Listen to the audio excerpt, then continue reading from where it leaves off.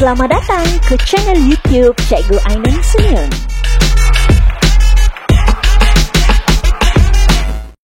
Jangan lupa tonton, like, komen, subscribe dan share. Terima kasih. Bismillahirrahmanirrahim. Assalamualaikum warahmatullahi taala wabarakatuh dan salam sejahtera.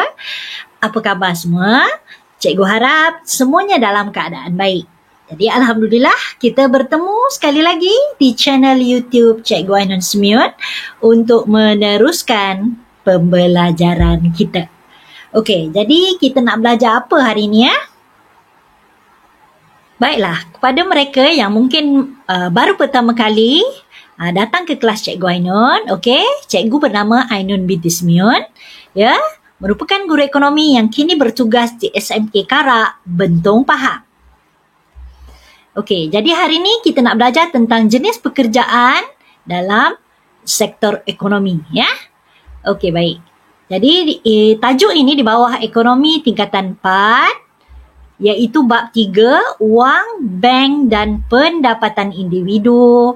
Di bawah standard kandungan 3.2 pendapatan individu dan standard pembelajaran kita ialah 3.2.1 jenis pekerjaan mengikut sektor ekonomi. Okey, baik. Secara terperincinya, standard pembelajaran kita hari ini ialah 3.2.1 menjelaskan jenis-jenis pekerjaan mengikut sektor ekonomi. Okey, jadi boleh rujuk sekiranya kamu nak berujuk buku teks, boleh rujuk muka surat 142 hingga 143 ya. Iaitu di buku teks tingkatan 4. Okey. Jadi bila bersebut tentang pekerjaan mungkin ini adalah antara persoalan-persoalan yang pernah kamu fikirkan. Ya, walaupun mungkin kamu baru di tingkatan 4 atau tingkatan 5, tetapi cikgu pasti persoalan ini pasti pernah kamu fikirkan. Okey, apakah cita-cita kamu? Sebab kita dalam hidup kita mesti ada cita-cita, kita mesti ada matlamat. Okey, kemudian sektor manakah yang akan menjadi pilihan kamu? Bila kamu dah memilih satu pekerjaan, jadi kamu tahu tak sektor mana yang menjadi pilihan kamu itu? Okey, dan mengapa kamu memilih pekerjaan tersebut? Okey, dan apakah matlamat pekerjaan kamu? Sebenarnya inilah perkara-perkara yang akan kita bincangkan di bawah standard kandungan pendapatan individu ni. Tetapi untuk hari ini kita fokus tentang apa dia? Tentang sektor ekonomi dahulu. Okey, jadi bila kita nak memikirkan tentang pekerjaan, nasihat cikgu ialah kita kena bermimpi, dream big. Bila kita dah menyasarkan satu matlamat atau mimpi kita itu, kita perlulah bekerja keras untuk mencapai cita-cita tersebut. Okey? Gantungkan cita-citamu setinggi langit sehingga kamu terjatuh di pangkuan bintang-bintang. Maknanya, jika kita ada satu mimpi yang besar, kalau kita jatuh pun, paling-paling katalah kamu nak mencapai bintang, nak mencapai sesuatu yang sangat tinggi di langit, hingga tak tercapai tangan. Jadi kalau kita jatuh pun mungkin kita jatuh di pangkuan bintang-bintang. Kita tidak akan jatuh sebab kalau sekiranya kita bermimpi tu tak berapa nak tinggi, jadi kalau kita jatuh pun jatuh kat situ saja. Okey, tak apa. Kita buat selingan dulu sebelum kita mulakan kelas kita. Okey, baik. Kita masuk pada sektor ekonomi. Okey, sektor ekonomi. Okey, sektor ekonomi. Pernah dengar kan? Okey, jadi pekerjaan-pekerjaan, jenis-jenis pekerjaan sebenarnya kita boleh kategorikan mengikut sektor ekonomi dan ianya ada 3 sektor ekonomi. Jadi jenis pekerjaan boleh dikategorikan kepada 3 sektor ekonomi, iaitu sektor utama, sektor kedua dan sektor ketiga. Ingat sektor utama bukan sektor pertama. Sektor utama, apa dia, kedua dan sektor ketiga. Okey, jadi tadi 3 sektor ekonomi kita ialah sektor utama, sektor kedua dan sektor ketiga. Okey, jadi kita akan teruskan. Kita lihat dulu sektor utama. Okey, sektor utama melibatkan pengeluaran secara langsung daripada alam semula jadi tanpa mengubah suai bentuk barang. Okey.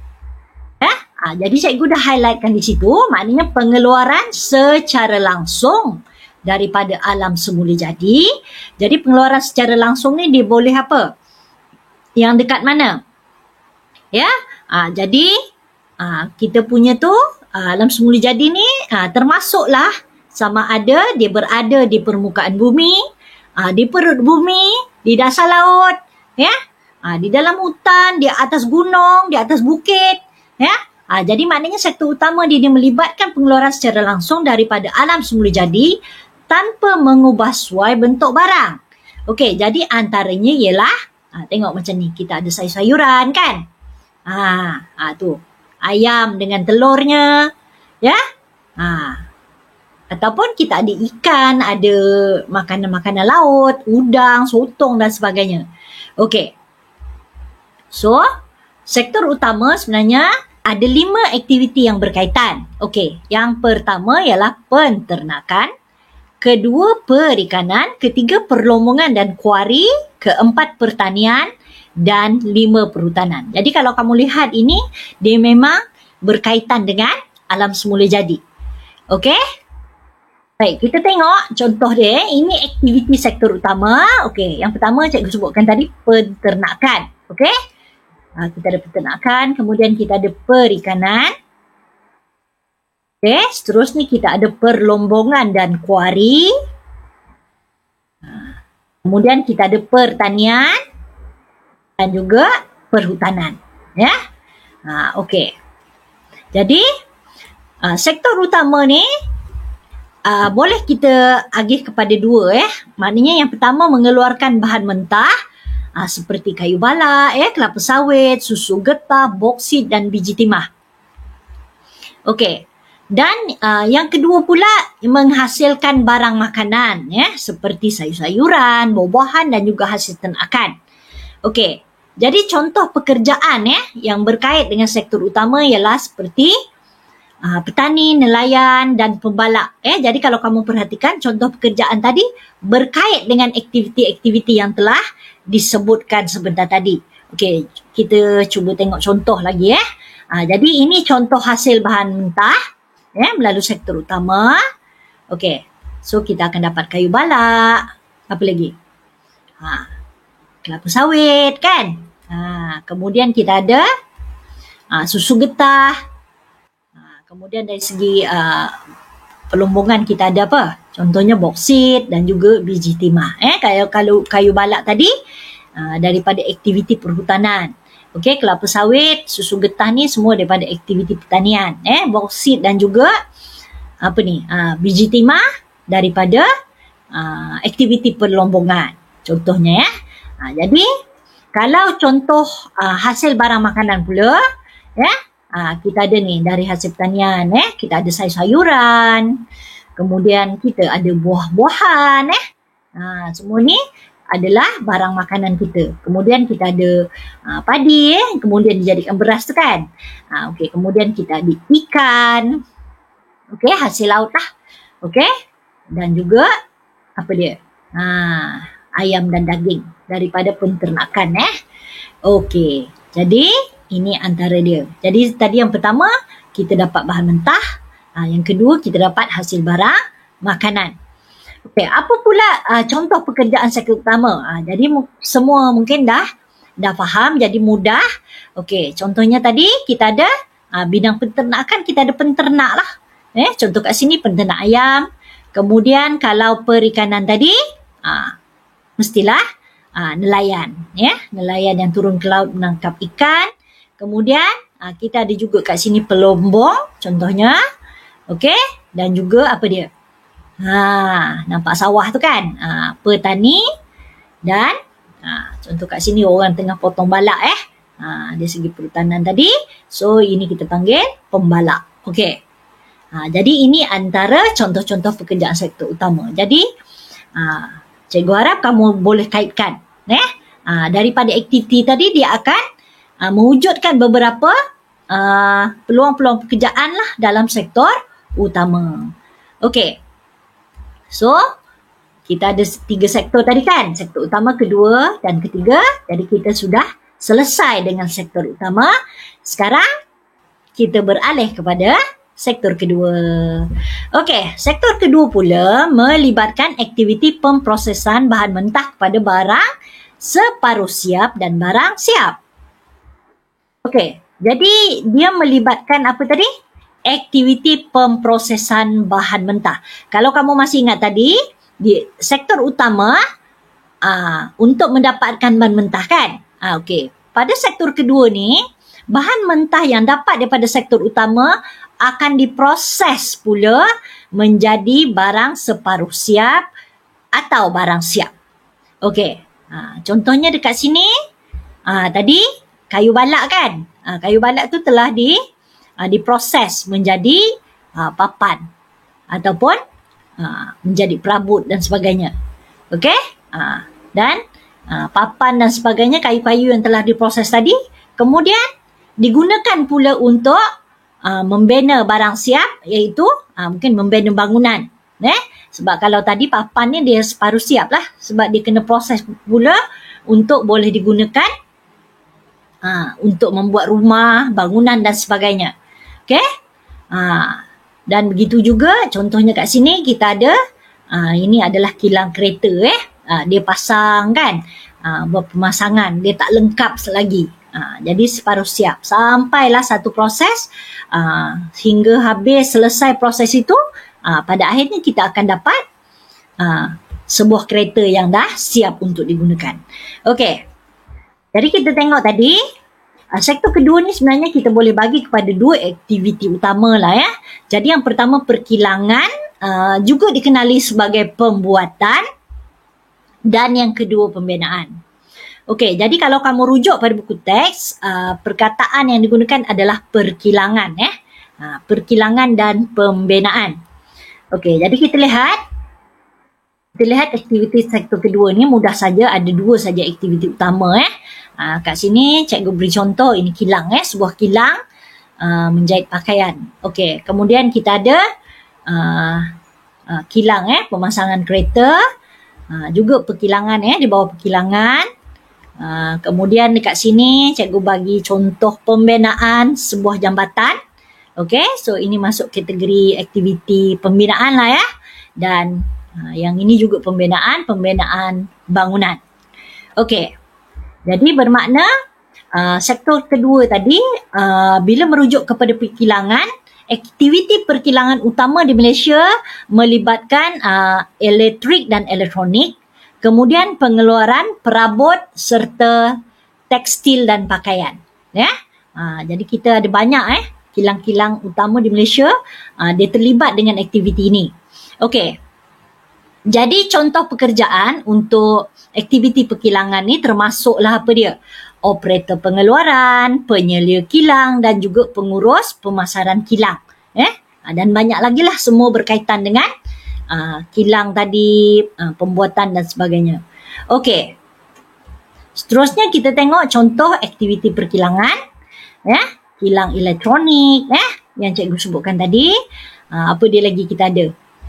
Kilang perabot, kemudian kita ada kilang tekstil.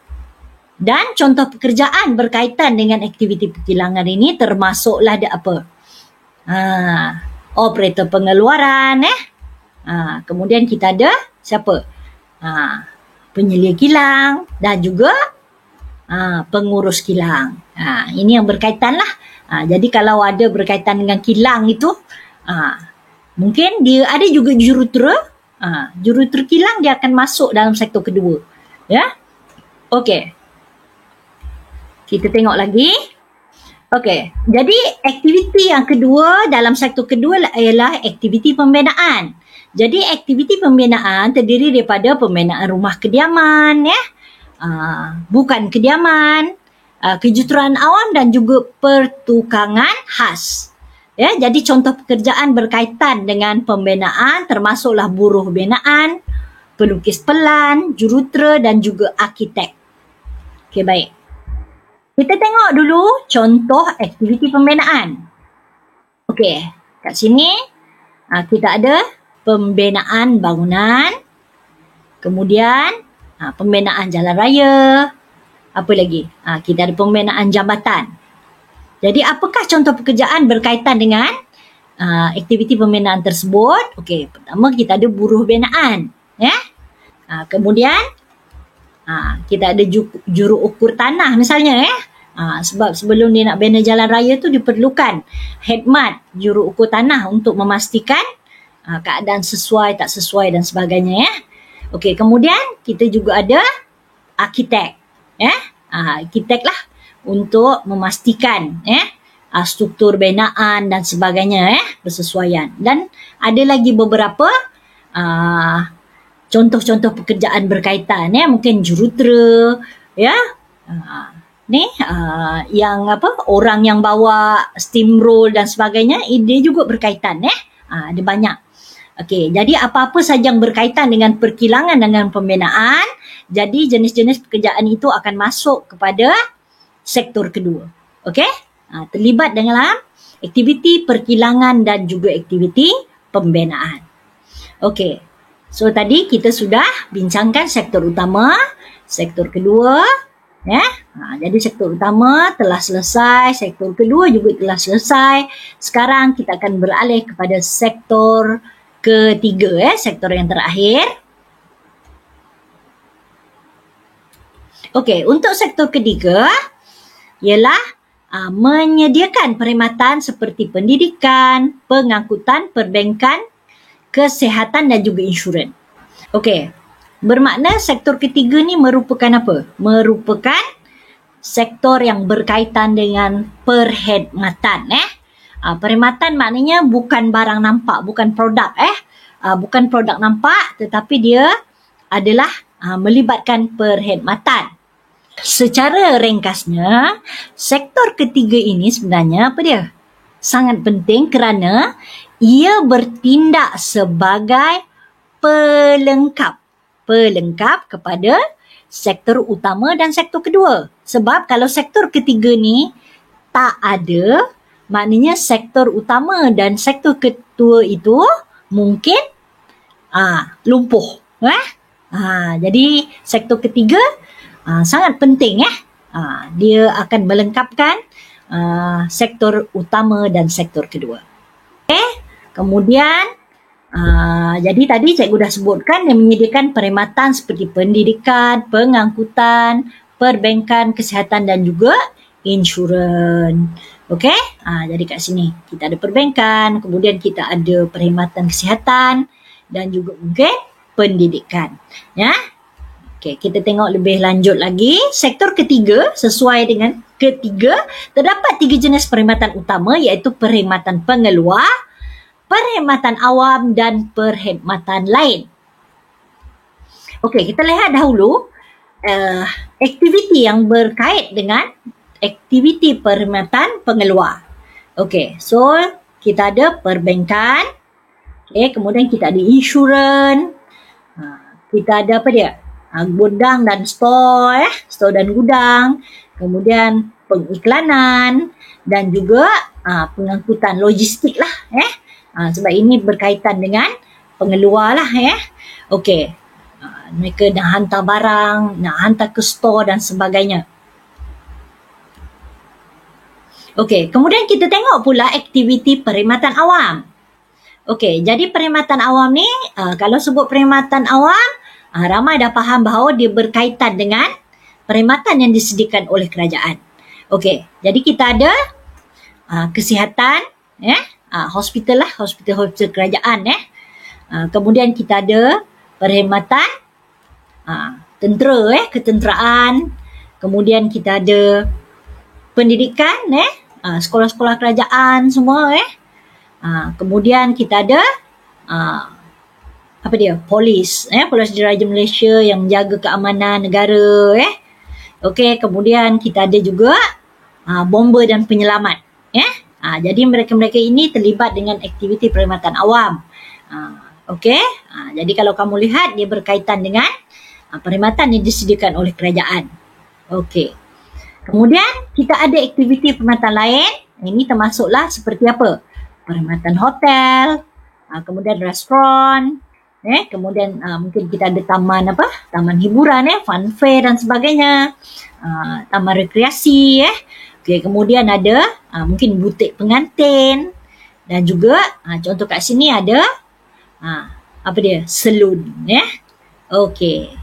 Jadi kita tengok contoh pekerjaan sektor ketiga. Jadi dah tahu tadi aktiviti-aktiviti itu mudah untuk kita tahu kategorikan pekerjaan yang berkait. Okey, sebagai contoh tadi kesihatan kita ada jururawat. Okey. Kemudian kita ada pendidikan, kita ada guru. Okey. Kemudian kita juga ada peguam, ya. Apa lagi?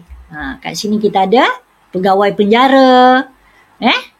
Ni ada yang perkhidmatan awam, cikgu campurlah kat sini. Kemudian kita ada juga khidmat penyanyi misalnya.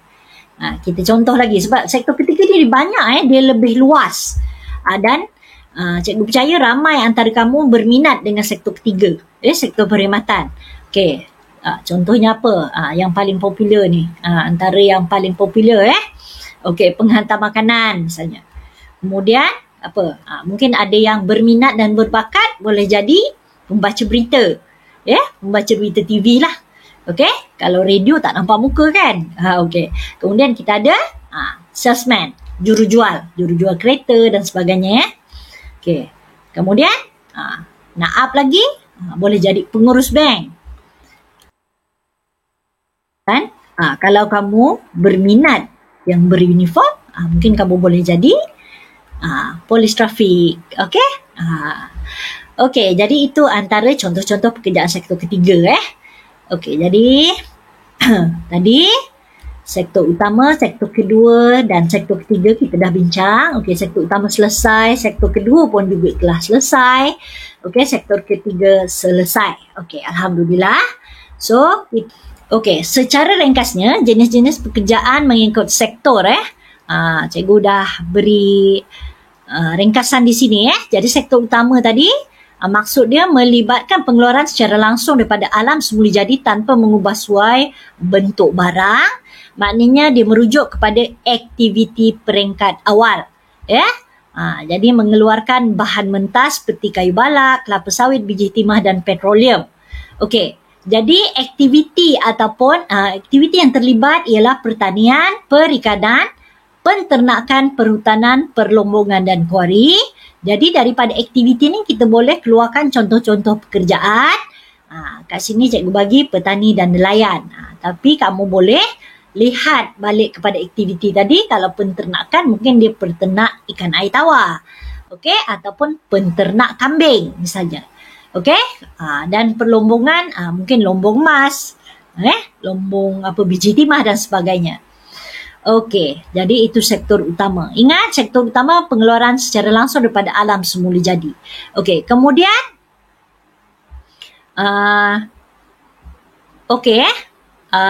aktiviti sektor kedua pula, aktiviti pemprosesan bahan mentah menjadi barang siap atau barang separuh siap.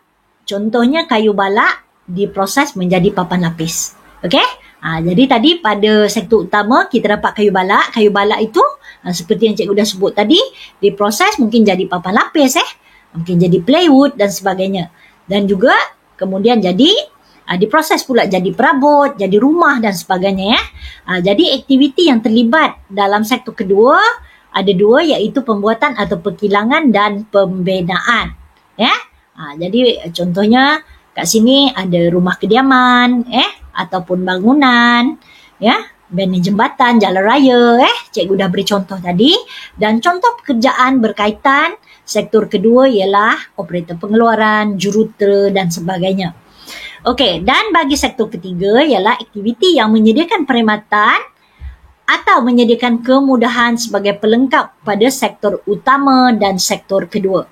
Jadi maknanya dia ni merupakan pelengkap. Jadi kalau tak ada sektor ketiga, sektor utama dan sektor kedua akan susah lah Okey, jadi antara contoh aktiviti dia selain daripada yang cikgu dah sebutkan tadi, kita punya utility lah elektrik, gas, air, Kemudian kita ada pengangkutan, penyimpanan, kewangan, insurans ataupun perniagaan, perkhidmatan kerajaan perkhidmatan awam tadi, perniagaan borong, runcit, hotel dan restoran jadi antara pekerjaan dia yang terlibat dalam sektor ketiga adalah guru, doktor, penyanyi ataupun pegawai bank. Okey. Jadi mudah saja kan? Sekarang kita cuba uji kefahaman para pelajar dulu dengan kita buat sedikit latihan Okey. Mudah saja objektif. Antara berikut, pasangan manakah yang menunjukkan pekerjaan dan sektor ekonominya? Jadi kamu boleh padankan di sini. Okey, A, penyelia asrama sekolah, sektor kedua. Betul ke? Kemudian B, jurutera di kilang, sektor kedua. C, pengurus ladang, sektor ketiga. D, buruh binaan, sektor ketiga. Jadi yang mana satu jawapannya? Okey, jadi kalau kamu lihat penyelia asrama sekolah, jadi sepatutnya di mana? Okey, jadi penyelia asrama sekolah sepatutnya di sektor ke-3, betul. Okey, jurutera di kilang, dia melibatkan perkilangan, sektor kedua, betul ke? Mungkin betul. Okey, dan C ni pengurus ladang, sektor ketiga, betul tak? Dia melibatkan ladang ni maknanya pertanian. Jadi bila pertanian dia sektor utama. Jadi C salah. Okey, kemudian buruh binaan. Buruh binaan dia terlibat dalam pembinaan. Betul ke sektor ketiga? Juga salah, betul. Jadi bermakna jawapan yang betul adalah B. Betul tak pelajar-pelajar jawab? Okey, bagus. Nampaknya ada yang dah faham, tak apa. Yang silap tak apa. Nanti kamu lihat semula. Cikgu nak ambil perhatian bahawa jurutera ni dia boleh berada di sektor utama atau sektor kedua atau ketiga. Dia tengok pada aktiviti apa. Kalau dia seorang jurutera oil and gas jurutera petroleum, dia boleh berada di sektor utama. Okey, kalau dia katalah dia jurutera selain daripada maknanya jurutera komputer. Jurutera komputer dia mungkin dia akan berada di sektor ketiga. Jadi kamu hati-hati sebab begitu juga dengan pengurus ni. Pengurus ke penyelia, kamu tengok dia dalam aktiviti mana. Okey, berhati-hati. Okey, seterusnya. Okey, baik. Contohnya kat sini cikgu seperti yang cikgu sebut sebentar tadi lah. Kita kat sini kita ada 3 pengurus. Ada 3 pengurus. Okey, pengurus bank, pengurus ladang dan pengurus kilang. Adalah contoh pekerjaan yang terdapat dalam sektor ekonomi. Okey, sekarang tentukan sektor ekonomi yang betul bagi contoh pekerjaan tersebut. Okey, kita tengok pengurus bank. Perbankan tadi sektor keberapa? Sektor keberapa? Betul, sektor ketiga. Jadi kita tengok kat sini ada 2 yang start dengan sektor ketiga. Okey, kemudian kita lihat pengurus ladang. Pengurus ladang dia dalam aktiviti yang mana? Of course, pertanian kan? Bila pertanian, dia sektor mana? Sektor utama. Okey, kemudian pengurus kilang, semua dah ingat tadi, pengurus kilang berada di sektor kedua. Jadi apa jawapannya? Dapat tak? Okey. Betul tak kamu jawab? Ya, jawapan dia D. Bagus. Okey? Jadi hati-hati sebab 3 pengurus, tapi kita kena tengok aktiviti mana dia terlibat. Okey? Dan satulah soalan struktur. Okey, huraikan 3 sektor ekonomi yang terdapat di Malaysia yang kita belajar tadi, 9 markah kat sini contohnya lah Okey, kita lihat. Ini contoh soalan struktur. Okey, bila huraikan, apa yang kamu perlu beri ialah fakta, huraian dan contoh. Okey, jadi mudah sahaja. Kita mula dengan yang pertama tadi apa? Sektor utama. Okey?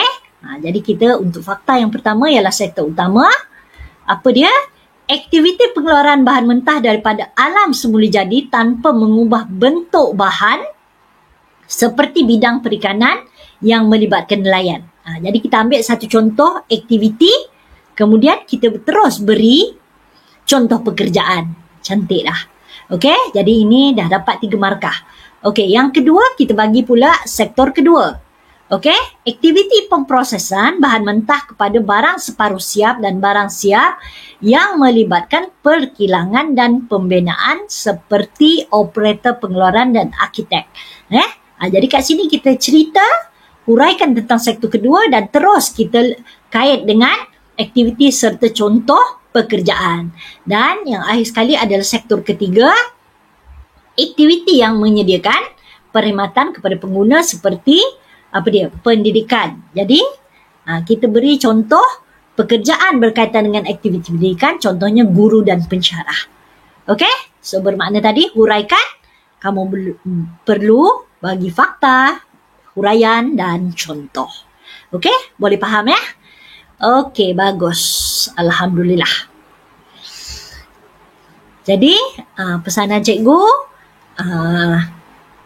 kegagalan adalah kejayaan yang tertunda. Jadi jika kamu pernah gagal, jangan pernah berputus asa, sebab insya-Allah kegagalan tu bukan bererti jatuh sebenarnya, tetapi adalah satu kuasa atau satu force yang akan menolak kamu untuk bangkit ke atas ya.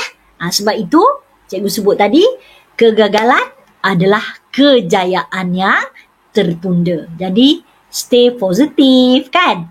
Positif selalu, kena tabah, kena kuat. Stay fighting. Okey. Jadi itu sahaja untuk hari ini. Jadi cikgu ucapkan terima kasih kepada semua yang menonton video ini. Jadi cikgu harapkan kamu mendapat manfaat daripada penerangan cikgu sebentar tadi. Jadi jika video ini berguna ya, senang nak bagi kamu faham, jadi tolong like dan share kepada kawan-kawan yang lain ya. Dan jangan lupa untuk jangan lupa untuk subscribe, tekan butang loceng untuk notifikasi video-video menarik seterusnya. Hingga kita bertemu lagi, jaga diri, hiasi peribadi. Assalamualaikum. Bye-bye.